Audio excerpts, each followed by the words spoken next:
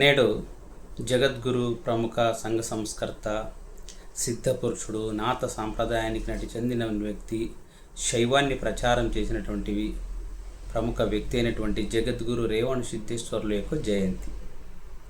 ఆయన క్రీస్తు శకం 1110 సంవత్సరంలో ప్రస్తుతం కర్ణాటక రాష్ట్రంలోని ముద్దేబిహాల్ తాలూకా అంటే విజయపూర్ జిల్లాలో సరూర్ అనేటువంటి గ్రామంలో జన్మించినటువంటి వ్యక్తి. ఒక హాలుమత కురుబకులంలో జన్మించినటువంటి వ్యక్తి. ఆయన చిన్నప్పుడు తల్లిదండ్రులతో పాటు కాశీకి వెళ్ళడం, అక్కడ కాశీ నదీ తీరంలో గంగా నదీ తీరంలో ఆయన తప్పిపోవడం జరుగుతుంది. అక్కడ కొంతమంది నాథ సాంప్రదాయానికి చెందినటువంటి సన్యాసులు ఆ పిల్లవాడిని పిలుచుకొని పోతారు. ఆ పిల్లవాడిని మాట్లాడించినప్పుడు ఒలుకుడు పలకడు, అంటే మౌనంగా ఉంటాడు. నీ ఏ పేరు అని అడిగినా కూడా మౌనంగా ఉంటాడు. ఆ సందర్భంలో ఆ రేవ అంటే ఆ ఇసుకలో దొరికాడు కాబట్టి ఇసుకని రేణు అంటాం, అందుకని ఆయన్ని రేవణ లేకుంటే రేణు అనేటువంటి పేరుతో రేవణ అని వాళ్ళు పిలవడం జరుగుతుంది. ఆ రకంగా పిల్లవాడు రేవణ చిన్నప్పుడు ఆ నాథ సంప్రదాయానికి చెందినటువంటి సన్యాసులతో కలిసి అక్కడ కొన్ని ప్రాంతాల్లో తిరగడం, వాళ్ళతోనే విద్యాభ్యాసం చేయడం జరుగుతుంది. చాలా సంవత్సరాల తర్వాత, అంటే పిల్లవాడుగా ఉన్నప్పుడే ఇక్కడ నుంచి వెళ్ళి కర్ణాటక ప్రాంతం నుంచి వెళ్ళినటువంటి కొంతమంది మరి ఆ పిల్లవాడిని గురించి విచారించి ఫలానా పిల్లవాడని తెలుసుకున్న తర్వాత మళ్ళీ ఆ పిల్లవాడిని కర్ణాటక రాష్ట్రమైనటువంటి స్వగ్రామానికి పిలుచుకొని రావడం జరుగుతుంది. అప్పుడు తల్లిదండ్రులతో కొంచెం రోజులు ఉండడం, అక్కడ వ్యవసాయం చేయడం జరుగుతుంది. అయితే నాథ సంప్రదాయానికి చెందినటువంటి సన్యాసులతో ఉన్నప్పుడు కొన్ని సిద్ధులు, కొన్ని యోగ మహిమలు, యోగాభ్యాసాలు, కొన్ని మంత్రతంత్రాలు నేర్చుకోవడం జరుగుతుంది. అది గమనించినటువంటి అక్కడ ఉన్నటువంటి స్థానిక ప్రజలు రేవణ సిద్ధేశ్వరుల యొక్క మహిమలని, రేవణ సిద్ధేశ్వరు యొక్క తపోశక్తిని గమనించి అతన్ని ఒక పూజ్య భావనిగా అందరూ గౌరవించేవారు. ఇదే సందర్భంలో ఆ హాలుమతస్థులు అయినటువంటి వాళ్ళు శివుణ్ణి గొప్పగా ఆరాధించడం, ప్రతి ఇంటిలో కూడా శివుణ్ణి ఆరాధించడం వల్ల అతను శివుని పైన తల్లిదండ్రులకు ఉన్నటువంటి భక్తిని గమనించి అతను కూడా శివుణ్ణి పూజించడం ప్రారంభిస్తాడు. ఆ సందర్భంలోనే ఇప్పుడున్నటువంటి తెలంగాణలో ఉన్నటువంటి కొలనుపాకకి వెళ్తాడు. అక్కడే ఆయన కొలనుపాకలో ఉన్నటువంటి సోమేశ్వర దేవస్థానంలో ఉన్నటువంటి ఆ లింగం దగ్గర శివదీక్ష తీసుకుంటాడు, అంటే లింగ దీక్ష తీసుకుంటాడు. లింగ ధారణ జరుగుతుంది. దీన్ని చాలామంది కల్పితంగా, అంటే ఇతను లింగోద్భవం, లింగాన్ని నుంచి ఉద్భవించినాడు రేవణ సిద్ధేశ్వర్లు అని చెప్పేసి చెప్పడం జరుగుతుంది. కానీ చారిత్రకంగా వాస్తవం ఏమంటే ఆయన అక్కడ శైవ దీక్ష తీసుకుంటాడు. తెలంగాణలోనే కొలనుపాక అనేది చాలా ప్రముఖమైనటువంటి ప్రాంతం. అది అక్కడ మనం ఇప్పుడు గమనిస్తే సోమేశ్వర ఆలయం చాలా అతి పురాతనమైంది. అక్కడ బౌద్ధ జైన ధర్మాలకు చెందినటువంటి మహాపురుషులు కూడా అక్కడ జీవించినట్టుగా కూడా మనం గమనించవచ్చు. సో ఈ రకంగా ఆయన శివదీక్ష తీసుకుంటాడు, అంటే లింగ దీక్ష తీసుకుంటాడు. తీసుకున్న తర్వాత మరి దక్షిణ భారతదేశం అంతా పర్యటన చేస్తాడు. చాలా చోట్ల దేవాలయాలు కట్టిస్తాడు, చెరువులు తవ్విస్తాడు, అంటే ఉపయోగకరమైనటువంటి ఎన్నో కార్యక్రమాలు చేస్తాడు. ఆయనను గమనించి ఆయన తపశ్శక్తికి, ఆయన యొక్క వర్చస్సుకి మెచ్చినటువంటి రాజులు, చోళరాజులు కావచ్చు, ఆనాటి రాజులు కూడా అతనికి తమ కూతుర్లనిచ్చి వివాహం ఇచ్చి వైవాహిక సంబంధాలను కూడా పెంచుకొని అతన్ని గౌరవిస్తారనమాట.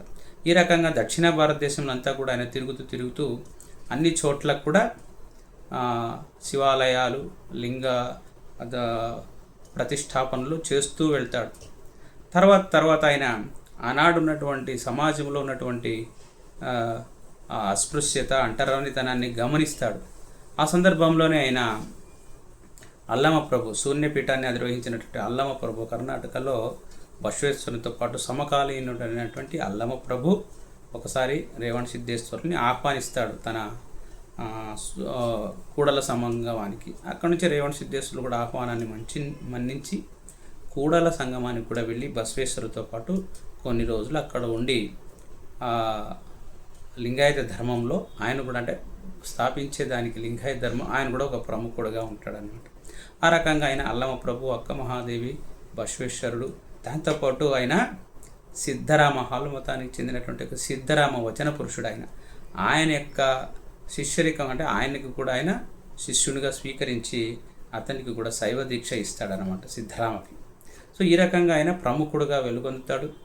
అదే సందర్భంలోనే ఆ రోజు ఉన్నటువంటి అగ్రవర్ణాల యొక్క పురోహితుల యొక్క అస్పృశ్యతని గమనించి శూద్రులు, కురుబలు, తర్వాత చాలామంది శూద్రవర్ణానికి చెందినటువంటి వ్యక్తులు ఏదైనా ఒక ముహూర్తం పెట్టాలన్నా, జననం కానీ మరణం కానీ ఏది జరగాలన్నా కూడా ముహూర్తాలకు సంబంధించి గురువులుగా ఆ రోజు వైదిక బ్రాహ్మణుల్ని వాళ్ళు పోయి సంప్రదించేవాళ్ళు. కానీ మిగతా ఈ శూద్రుల్ని ఆ వైదిక బ్రాహ్మణులు కొద్ది వరకు అస్పృశ్యతతో వీళ్ళు తక్కువ జాతి అనేటువంటి భావనతో వాళ్ళని ఈసరించుకునేవారు.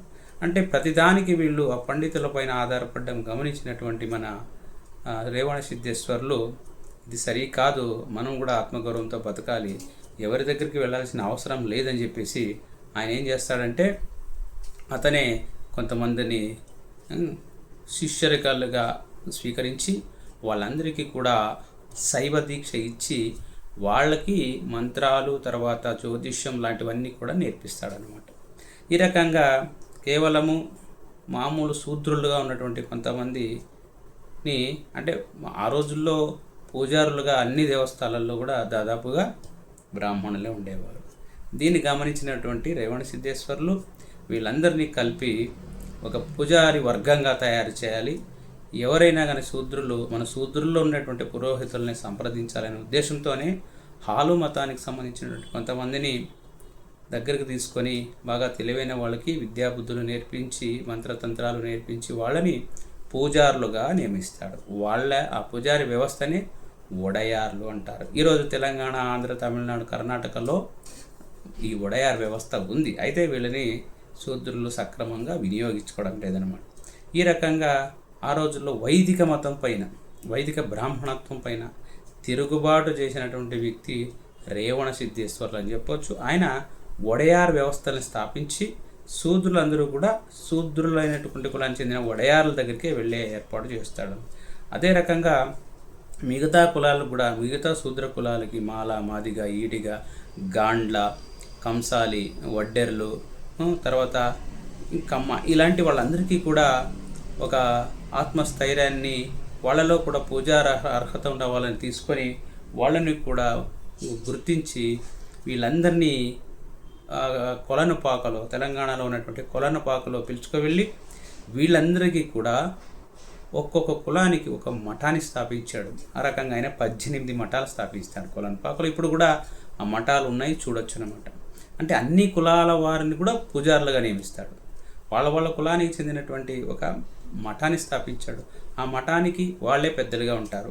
ఆ కులస్తులంతా కూడా అక్కడికి వెళ్ళి ఆ మఠాధ్యక్షుని దగ్గరికి వెళ్ళి వాళ్ళు బోధనలు తీసుకొని వాళ్ళు ఎక్కడా వెళ్ళాల్సిన అవసరం లేకుండా వైదికం పైన ఒక రకమైనటువంటి తిరుగుబాటును ప్రకటించినటువంటి వ్యక్తి రేవణ సిద్ధేశ్వర్లు. అంటే అస్పృశ్యులు అనబడేవాళ్ళు, శూద్రులు అనబడే వాళ్ళని కూడా పూజార్హత కలిగించి వాళ్ళని పూజారులుగా నియమించి వాళ్ళకి ఒక మఠం, 18 మఠాలు, కుర్మ, అందరికీ గొల్ల మఠము, కుర్మ మఠము, మేదర మఠము, అలాగే కంసాలి మఠము, మాల మఠము, మాదిగ మఠము, ఈ రకంగా 18 కులాల వాళ్ళకి కొలనుపాకలో మఠాలు కట్టించి వాళ్లలో కూడా ఒక ఆత్మగౌరవాన్ని నిలిపినటువంటి వ్యక్తి రేవణ సిద్ధేశ్వర్లు. ఆ రకంగా కుల మతాలకి ఆయన అతీతుడుగా శూద్రులందరికీ కూడా ఒక గౌరవాన్ని తెచ్చి సమానత్వం కోసం పాటుపడినటువంటి వ్యక్తి రేవణ సిద్ధేశ్వర్లు అని చెప్పవచ్చు. ఆయన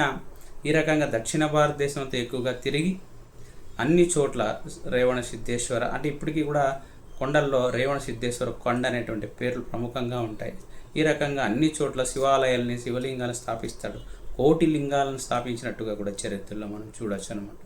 ఈ రకంగా రేవణ సిద్ధేశ్వర్లు సమాజ స్థాపన కోసం కష్టపడి తర్వాత తన యొక్క కుమారుడైనటువంటి రుద్రమునిని రంభాపురి పీఠానికి కూడా ఆయన ఆ రోజుల్లో అధ్యక్షుని చేస్తాడు, పీఠాధిపతిగా నియమిస్తాడనమాట. ఆ రోజుల్లో ఆయన పెట్టినటువంటి పీఠాలు ఈ రోజుకి కూడా మనగలుగుతూ సమాజంలో సామరస్యం కోసం అవి పాటుపడుతున్నాయి. ఆయన చివరిగా తన యొక్క శేష జీవితాన్ని సరూరులోనే, కర్ణాటకలో సరూర్ ప్రాంతంలో ఆయన చివరి జీవించి అక్కడ ఆయన సమాధిని పొందినట్లుగా మన చరిత్ర చెప్తూ ఉంది. ఇది పురాణం కాదు, దీనిపైన చాలామంది రీసెర్చ్ చేసి పుస్తకాలు కూడా రాశారు రేవణ సిద్ధేశ్వరులు. ఈయన ముఖ్యంగా హాలుమతలకి గురువుగా, కుల గురువుగా ఉంటాడు. కానీ ఆయన హాలుమతస్థులకి, లింగాయతులకి, తర్వాత మిగతా అన్ని శూద్ర కులాలకు కూడా ఒక గురువుగా స్వీకరించినటువంటి ఏకైక వ్యక్తి రేవణ సిద్ధేశ్వర్లు అని చెప్పేసి మనము ఈరోజు చెప్పవచ్చు. ఈరోజు ఆయన పుట్టినరోజుని కర్ణాటకలో చాలా ప్రాంతాల్లో, అంటే ఈ చరిత్ర తెలిసిన వాళ్ళు ఎవరైతే ఈ రేవణ సిద్ధేశ్వరు గురించి చరిత్ర తెలిసిన వాళ్ళు ఆ జయంతిని అంగరంగ వైభవంగా మరి చేయడం జరిగిందని చెప్తున్నాం.